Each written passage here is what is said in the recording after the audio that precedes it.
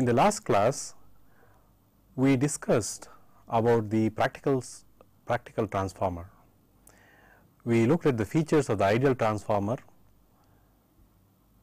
We saw that the ideal transformer required features like infinite permeability, infinite saturation flux density, hysteresis loop area should be 0, resistivity of the core material should be infinite, and of course, the resistivity of the coil, that the winding that is coiled around the core should also be 0, so that there are no copper or core losses in the core. Now, we saw that the practical transformer has all of these features which are not which are finite, and therefore, there will exist core losses, and there will also exist a finite permeability, and because of this we included in the equivalent circuit of the ideal transformer extra 2 elements, one element called the RC, which represents the core losses, another element called the XM, which represents the magnetizing inductance, which means the current needed to magnetize the transformer. In the case of the ideal transformer, there was no current needed to generate the flux. So, today we will go ahead and introduce the other non-idealities, other imperfections to the ideal transformer, and see how the overall equivalent circuit would look like. So, till now we have an ideal transformer,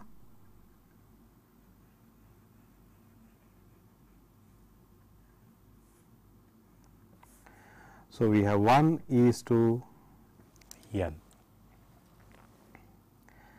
and to this ideal transformer we have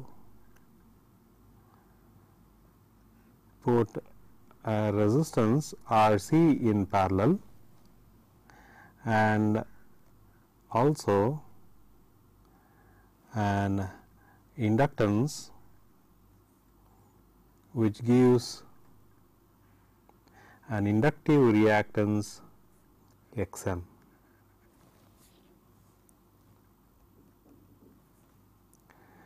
So, to the primary we connect a source, an AC source EG, and the induced EMF is E1. There is a current I naught which is flowing, and through the core loss component there is a current IC flowing, and through the magnetizing inductance there is a current IM flowing, and through the ideal transformer I is equal to 0 if there is no load connected across the secondary, and what you have here is E2. Now, at this point let us formalize some notations. We have been interchangeably using uppercase for the voltages, lower cases for the voltages, upper cases for the currents, and lower cases without being very consistent till now. But actually we have the lower cases, that is E1, E2, EG, I naught, IM, so on, would imply instantaneous values.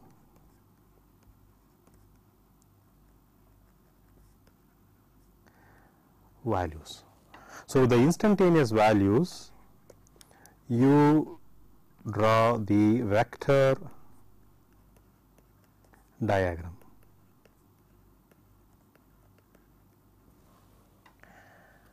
And if we are drawing the phasor diagram, we said that the values of the vector represent the RMS values, the root mean square value, or the effective values of the quantities. So, we shall use the notation with uppercase for effective values.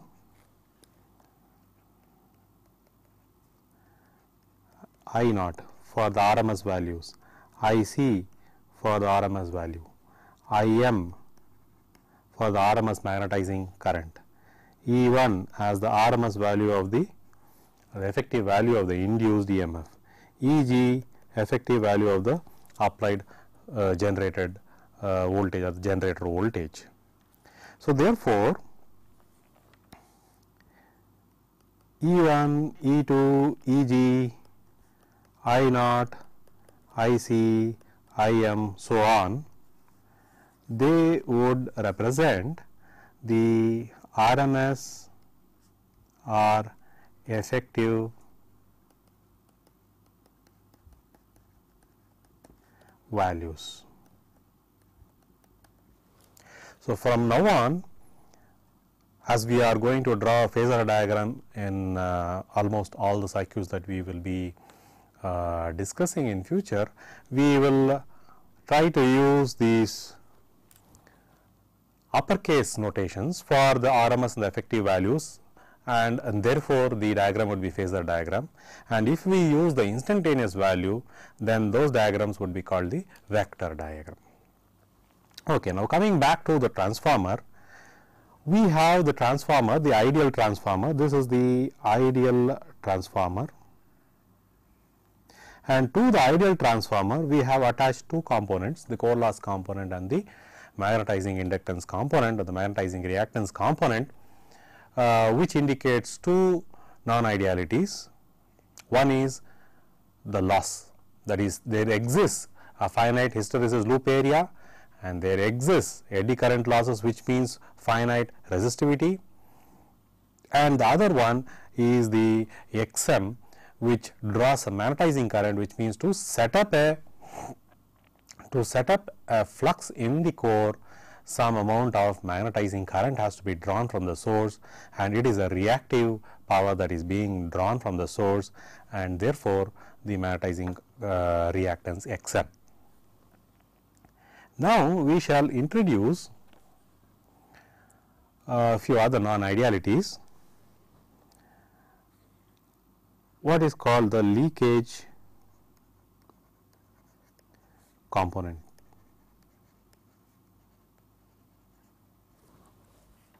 In the transformer. So, to understand this, let us first take again an ideal transformer, and the ideal transformer on the core on our normal rectangular core. Let me show the rectangular core like that, and we have the primary windings,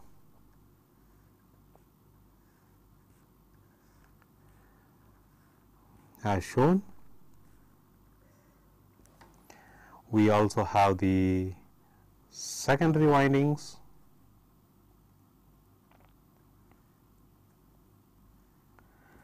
wound on the same core, as shown like this. This is the primary and the secondary. We have N1 number of turns in the primary, and we have N2 number of turns in the secondary. Now, to this we shall attach a generator to the primary,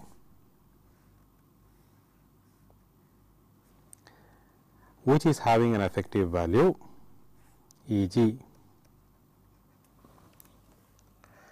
and there is an induced voltage with an effective value E1 across the coil. This being an ideal transformer, if there is no load connected here, and if there is a generator which is applied, even with I is equal to 0, even with I1 which is equal to 0, there is going to be a flux generated in the core, and that flux generated in the core is something like that. So, we have the flux that gets generated in the core. Now, if there is no load here, I2 is equal to 0.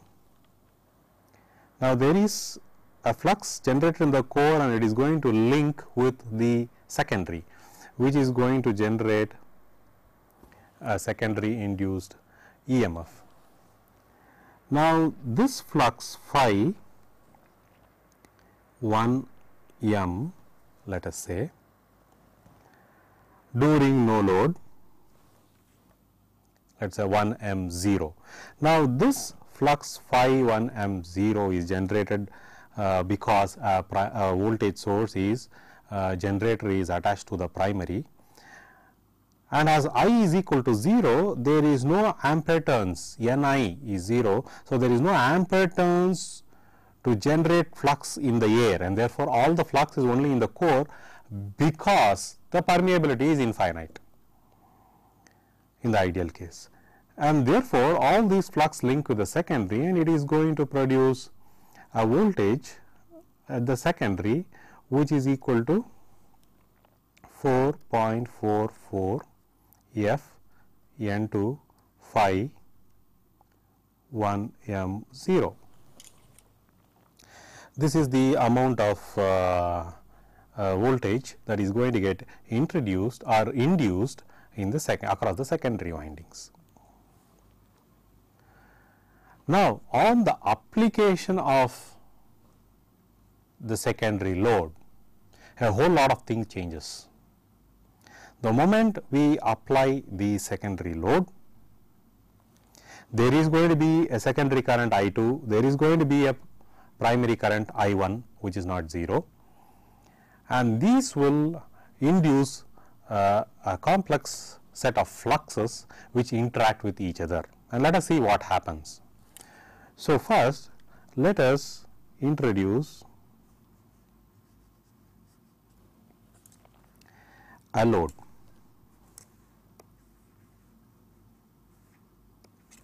So, let me now introduce a load on the secondary side. Now, because a load on the secondary side has been introduced, Z2, there is going to be a secondary current which is not 0, and as a consequence there is also going to be a primary current which is not 0. So, the fluxes here are now N1 I1 is going to generate phi 1 m. This is generated by N1 I1, but there is also a possibility that some of the fluxes just loop back through the air like that. Some of the flux is going to go through the core and some of the flux is going to loop back through the air, because now there is a finite Ni which can drive the flux through the air which has a lower permeability. Now, this flux we will call it as the leakage flux, which is not linking with the secondary.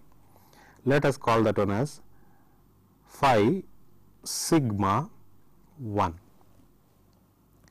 So, in actuality N1 I1 is producing flux phi 1, but this phi 1 is having two components, phi 1 m and phi sigma 1. The phi 1 m component is called the mutual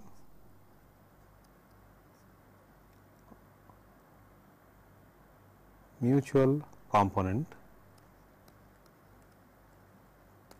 which links with the secondary winding. It is flowing through the core and links with the secondary winding. Phi sigma 1 is called the leakage component, and this does not link with the secondary. Now, because there is a flux phi 1 m flowing through the secondary, there is going to be a induced EMF in the secondary, and that is going to be E2, and that is driving a current I2 through the load. Now, there is an ampere turns N2 I2 due to the fact that there is current flowing in this winding, and this N2 I2 is going to give you an opposing flux in the core. Reason being that in the primary the power is flowing into the core, in the secondary the power is flowing out of the core. So, we have an opposing flux which is flowing in the core material as shown like this. It is flowing in the opposite direction. There is an opposing flux N2 I2. Now, this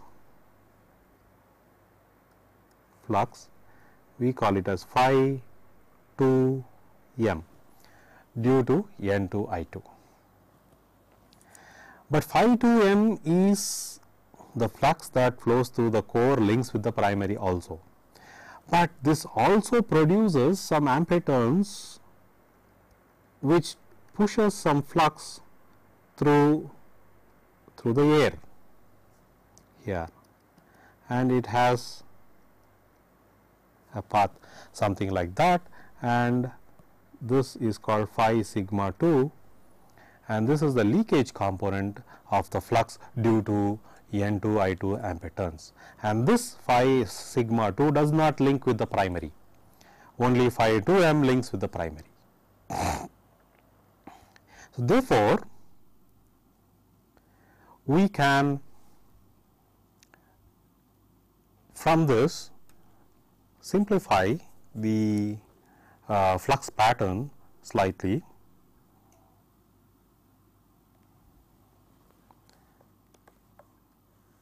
By rewriting our transformer with its primary and secondary windings.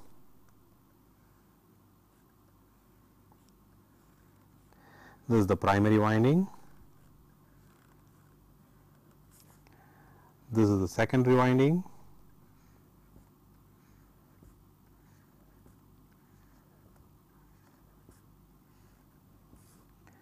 which is connected to the load Z2, which is connected to the load Z2. There is a current I2 which is flowing here, there is a current I1 which is flowing here, and there is a voltage source with effective value Eg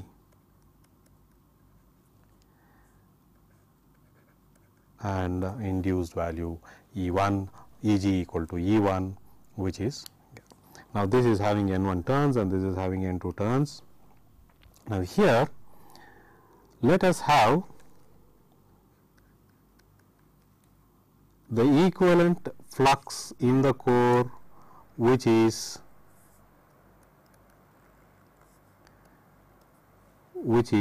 flowing like this, and we shall call that as phi m. The equivalent flux in the core, see, we have phi 1 flowing in one direction, phi 2 flowing in the opposite direction. The equivalent flux phi 1 m minus phi 2 m vectorially would give you phi m, and this is called the mutual flux, let us say. And in the primary we saw that N1 I1 is producing flux phi 1, which has two components, phi 1m and phi 2m, phi 1m and phi sigma 1. Phi 1m is the mutual component, phi sigma 1 is the leakage component. There is a leakage component here. So, we have a leakage component of the flux phi sigma 1. Likewise, on the secondary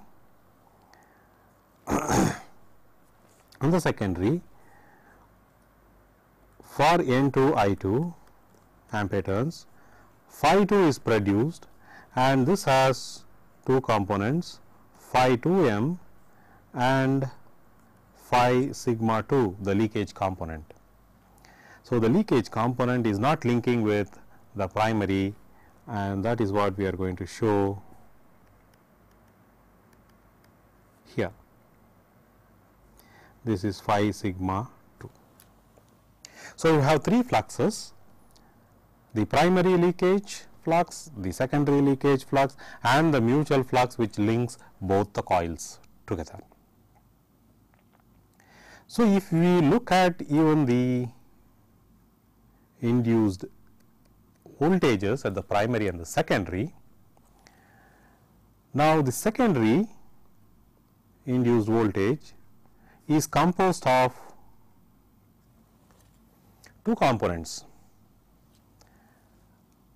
The voltage due to the mutual flux which links the primary and the secondary phi m, which is 4.44 N2 F phi m. That is one component which is due to this flux. And then there is, and we call this one, let us say E2, just E2 due to the mutual flux. Then there is the other component which is due to the leakage flux here phi sigma 2, which is also linking the N2 coils, and that would be, let us say, E sigma, let me just rename this as E mutual on the secondary side, E leakage sigma on the secondary side, the voltage across the leakage voltage induced due to the leakage flux, which is 4.44 into N2 F phi sigma 2. Now, of course, these two fluxes are not necessarily in phase, and therefore, these two voltages are also not in phase. So, it is vectorially they will add up to obtain the E2 across the secondary. Likewise, the primary side also you have two components which are producing the induced EMFs. One component 4.44 N1 now F into phi m, this is the voltage that is induced due to the mutual flux flowing in the core, which links both the primary and the secondary. And the other component, which is 4.44 N1 F phi sigma 1, this is the voltage induced due to the leakage component of the flux, which is linking only N1 and not N2. So, these are the voltages that get induced due to the various fluxes. Now, we can reconstruct or construct the equivalent circuit by probably looking at these voltages. We know that E1 is the vectorial sum of the induced EMF EM1 and E sigma 1, which is the leakage component. Likewise, in the secondary also it is the vectorial sum of EM2 and E sigma 2, the leakage component. So, how does it look in the equivalent way? So, what we can do, this flux here, which is phi 1, which is containing both the mutual and the leakage, can be split into two windings, one which links with the secondary, that would be the ideal transformer, the other which does not link with the secondary, but still there is a flux. So, we shall reconstruct it in this manner. Let us have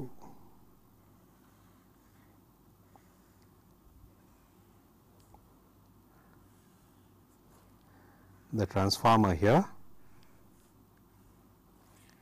and let us have this windings, primary and the secondary,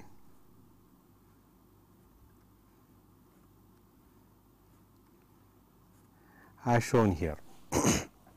Now, this has N1 and N2. Now, here there is a current which is flowing through this coil, and this N1 I1 is going to produce a flux phi m in the core. So, let us say this is an ideal transformer, which means that all the flux is flowing through. Now, let us have a virtual coil here, also N1 turns, but of course, the flux is now flowing through the air. So, there is going to be a flux here equivalently, let us say, flowing through the air, due to the fact that there is a current flowing through this coil and this coil, the same current flowing through this coil and that coil. And that is going to induce a EMF, which is E sigma 1, due to the leakage flux phi sigma 1, because a current I1 is flowing through the coil. So, this is an equivalent coil which is just producing the leakage factors, that is, it is producing the leakage flux, this is producing the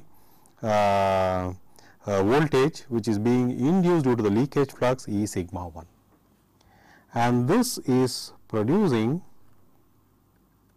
EM1, the primary side induced EMF due to the mutual flux which is linking both the primary and the secondary coils,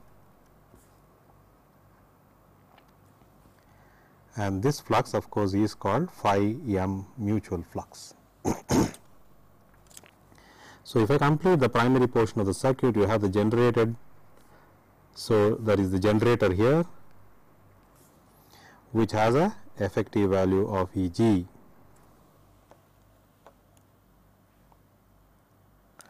Now, similarly on the secondary side, there was a flux due to a current I2 flowing in the N2 coil, which produced a flux phi sigma 2, and this flux phi sigma 2 will produce E sigma 2 as the E sigma 2 as the induced EMF due to the leakage flux, and we have EM2, the induced EMF across the coil due to the mutual flux. And on completing the circuit, here we have the load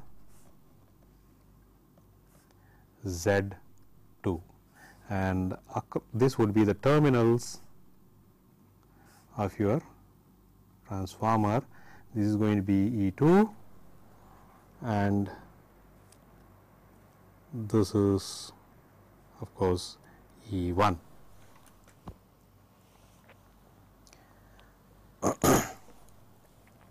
So, now what we have done is we have brought out the leakage fluxes and that component of the reactance which is actually the voltages that are induced due to the leakage fluxes out on both the primary side and the secondary side, and therefore here you have X sigma 1, the leakage reactance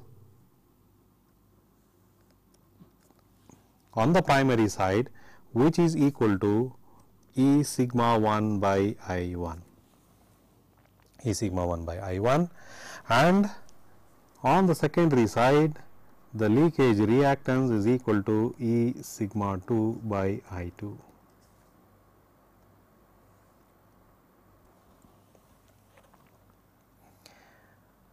Now, there is one more non-ideality to add, and that is the winding resistances. So, the windings, the coils which are wound on the core here, they are physical wires made of copper or aluminum, and therefore, they have finite resistances. So, depending upon the length of the wire, the value of the resistance can be fixed or measured, and that is going to be in series with the coil, and the coil themselves in the ideal transformer can be assumed to be having 0 winding resistance. So, which means we bring out here the resistance of the coil, we bring out here the resistance of the coil,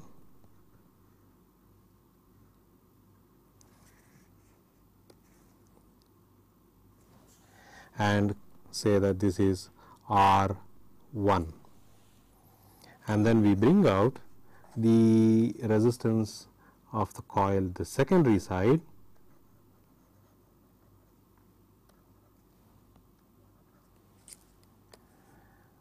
and that we call it as R2.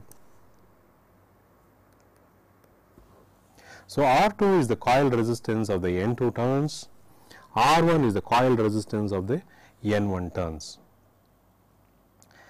Now, this transformer here we said was ideal, but if this transformer, this portion of the transformer, this is now considered to have the imperfections of the core loss and the magnetizing inductance, then the equivalent circuit what we discussed in the last class would come into place in this portion. So, the entire equivalent circuit can be written in the following manner.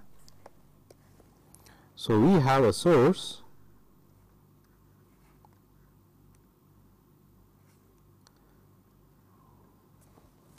with generator voltage E g, and this source is connected to the terminals of the transformer, and this would be E1, the terminals of the transformer.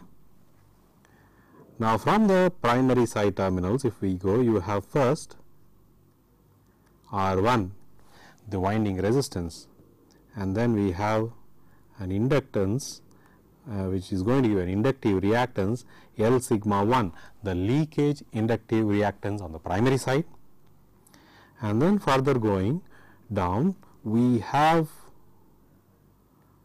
two components that we discussed in the last class, which is the core loss component and the magnetizing inductance component.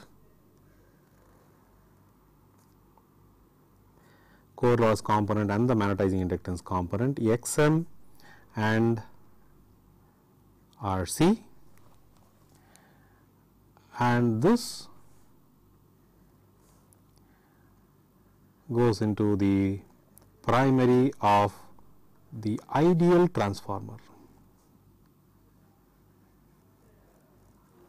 The secondary of the ideal transformer contains the leakage reactance of the secondary. This is followed by the resistance of the secondary coil, N2 turns, and that gets terminated as the secondary terminals, and there we have the load across the secondary terminals. So, this would be our secondary. So, if you see here 1, 2, 3, 4, this is the practical transformer. So, if I draw this red enclosure here, the practical transformer which has terminals 1, 2, 3, 4. This portion is an ideal transformer. So, the practical transformer is composed of the ideal transformer plus non-idealities which are represented in terms of circuit elements, that is the leakage reactances X sigma 1 and X sigma 2, magnetizing reactance Xm, core loss resistance Rc, primary side coil winding resistance R1, secondary side coil winding resistance R2.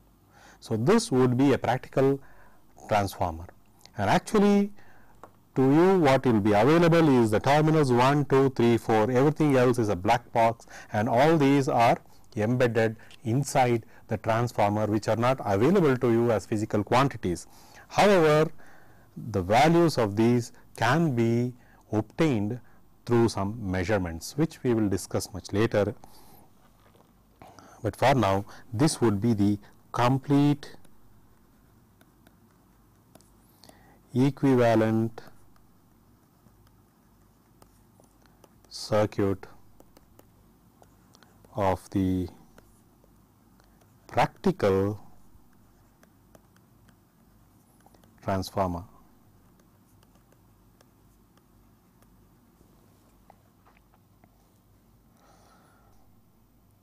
So, then we have to define the currents. So, we are taking a current from a source. We are taking a current from the source, we will call it as I1, and there is a current flowing in the secondary, it is called I2. So, now I1 flows through the primary leads into the transformer, it gets split here as I0 and it goes through here as IP, ideal, I primary ideal, and on the secondary side you have the current I2 which is flowing through, and here you have IM, the magnetizing component, IC, the core loss component of the current. And voltages wise, this voltage will be EM1, this voltage is E sigma 1 and this voltage is E1 which is across the terminals of the transformer. Likewise, this voltage is EM2 and this voltage is E sigma 2, and there is a voltage here which is I1 R1, there is a voltage here which is I2 R2, which defines completely the equivalent circuit of the practical transformer.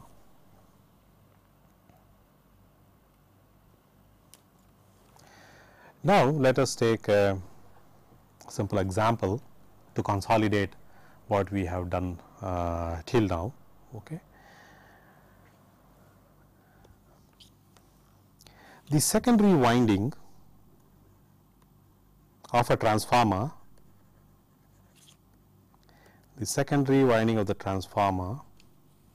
has 180 turns. So, under load, meaning when the secondary side is connected to a load Z2, under loaded condition, the secondary current I2 effective value, always effective value, is 18 amps.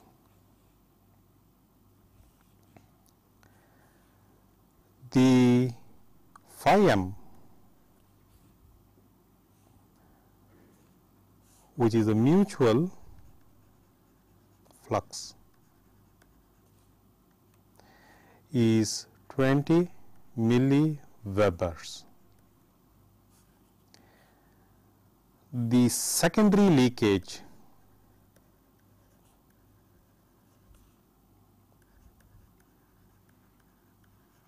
flux phi sigma 2 is is given to be, let us say, 3 milliweber.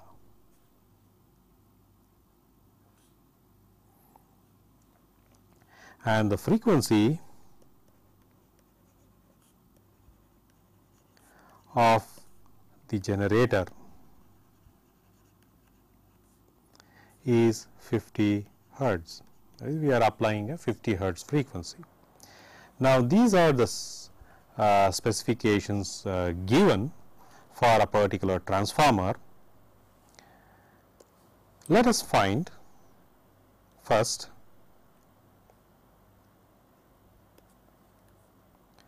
the voltage induced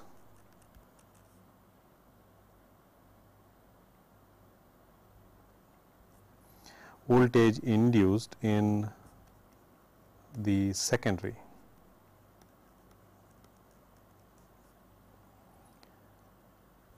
By the leakage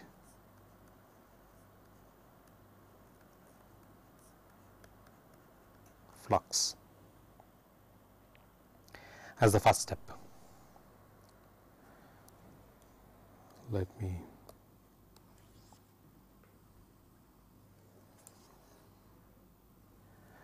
So, what is the voltage induced in the secondary? We know that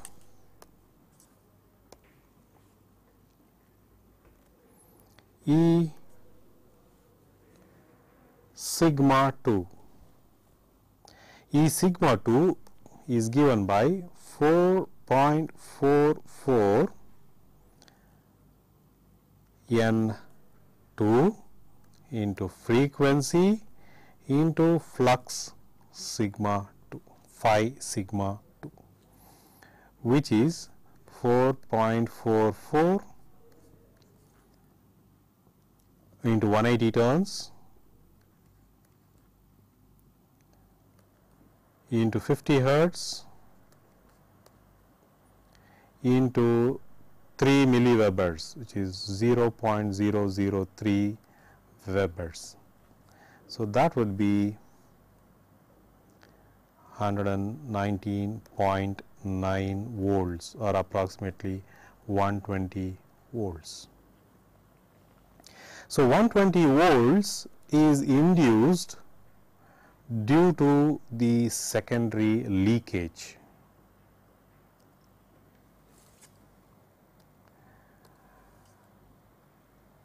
Now,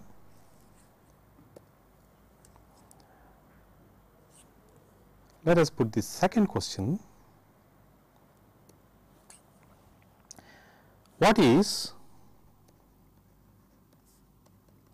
the value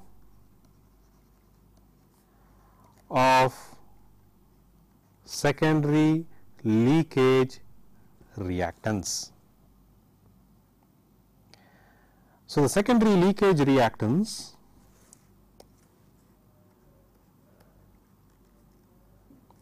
is given by the voltage induced due to the secondary leakage reactance divided by I2. If you go back,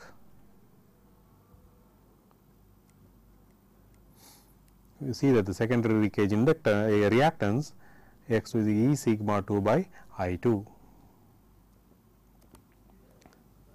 Now, which is equal to, and we obtained E sigma to be around 119.9 volts divided by what is given is around 18 amps, which is flowing through the secondary, and this is around 6.66 ohms.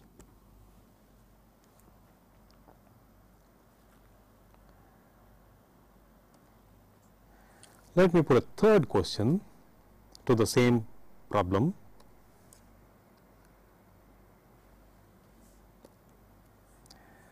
What is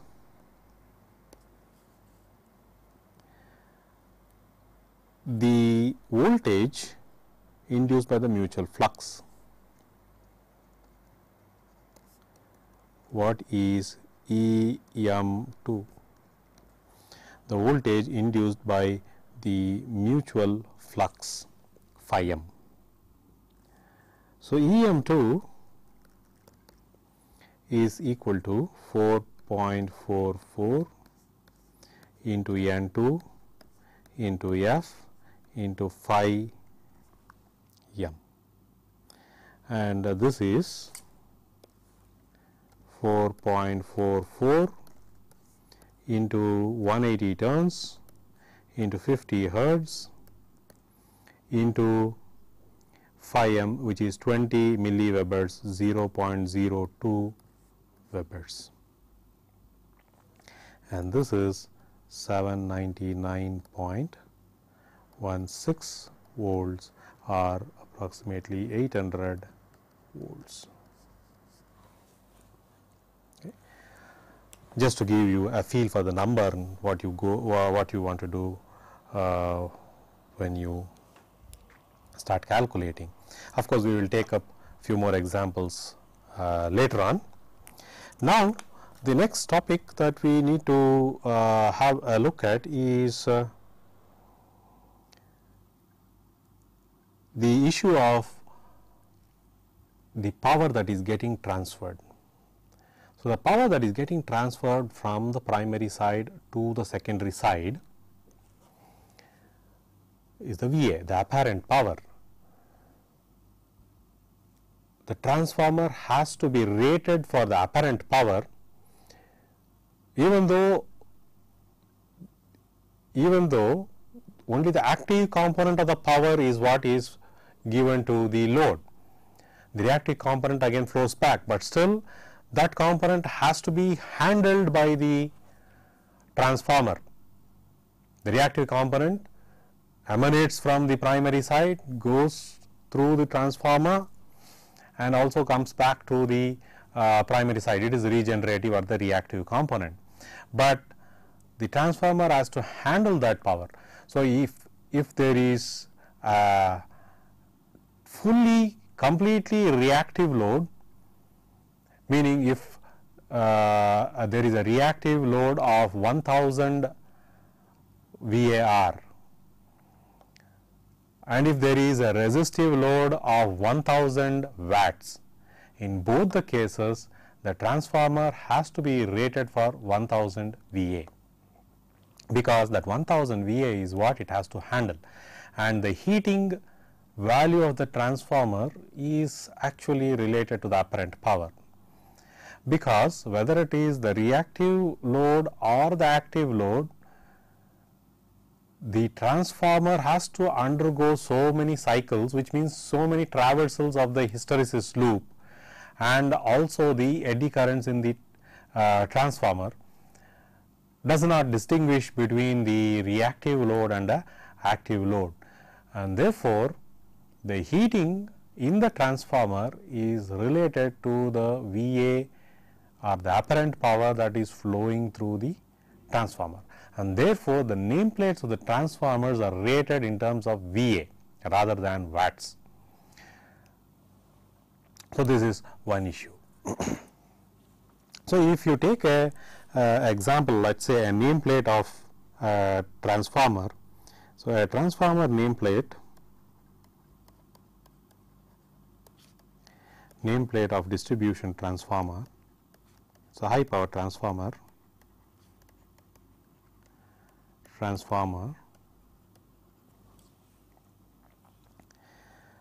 indicates that it is a 250 kVA transformer, 50 hertz, primary has 4160 volts rated, secondary has 480 volts rated. Now, this is the specification of the transformer. So, first one, let us say what is the nominal primary and secondary currents.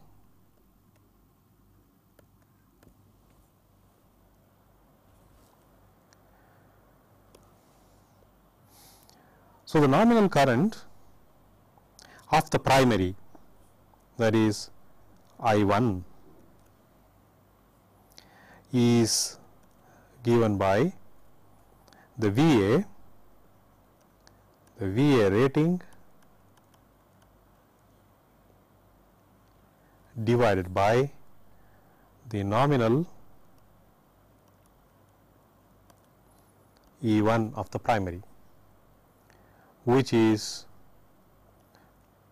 250 into 1000 VA divided by 4160 volts, which gives you 60 amps. Likewise, the nominal rating of the secondary is the VA rating, which is the same for both the primary and the secondary, by the nominal secondary voltage E2, whatever it is rated.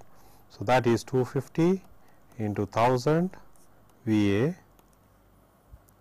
divided by 480 volts, which turns out to be 521 amps as a VA rating. Now, suppose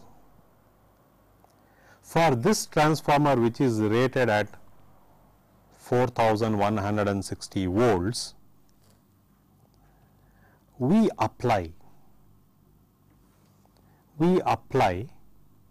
instead just 2000 volts is applied.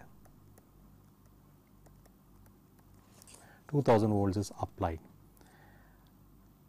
Under such conditions, can it give the same VA rating? That is the question. Now, if we take the transformer, we are applying a voltage which is lesser than the primary, which means the volt second is smaller for the same frequency, which means the operating point in the BH curve is going to be smaller. So, a smaller BH loop is going to be traversed, and therefore, the transformer is going to run cooler. However, if we have to get the same VA, if I have reduced the voltage to have the same VA, if you reduce the voltage, the current has to be increased proportionally to have the same VA, which means the I square losses would increase square times, and the windings may not be rated to handle the doubled or the increased current, because the losses are going to be I square times, and therefore, the windings or the coil of the transformer which is wound on the core can handle only the nominal current rated for what it is rated, which means 60 amps for the primary and 521 amps for the secondary. Therefore, if I apply 2000 volts, then the VA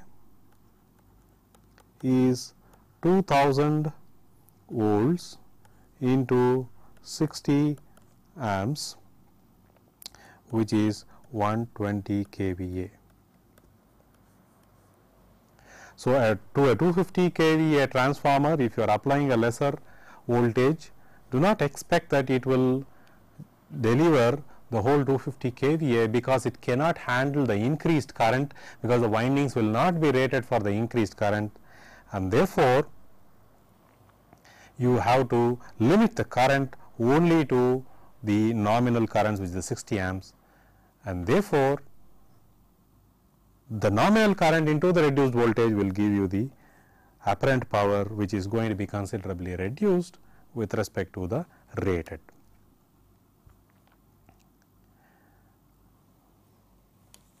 Now, having discussed the practical transformers and having developed the complete equivalent circuit of the practical transformers, which contains 3 reactances: the magnetizing reactance Xm, the leakage reactance X sigma 1 and X sigma 2, the primary and the secondary leakage reactances, and contains 3 resistances: Rc, which is the core loss component, R1, which is the winding resistance of the primary coil, R2, which is the winding resistance of the secondary coil. All these are put together along with the ideal transformer results in the practical transformer. Now, to this practical transformer, the various loads and voltages are applied, and with different power capacities.